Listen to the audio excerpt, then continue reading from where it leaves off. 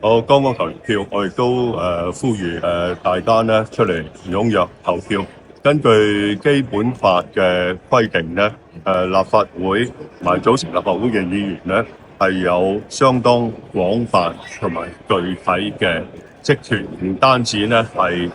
通過法律，所以立法會嘅功能同埋作用咧係相當重要嘅。黃福苑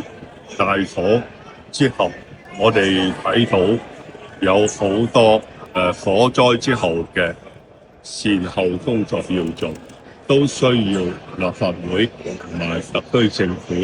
齊心合力，根據基本法賦予佢哋嘅各自嘅職權咧，嚟到為香港市民去將啲事情做到嘅。我希望咧大家踴躍投票。今日咧我哋選出一個能夠為社會解決黃福苑火災嘅問題，又或者係達成社會長遠發展。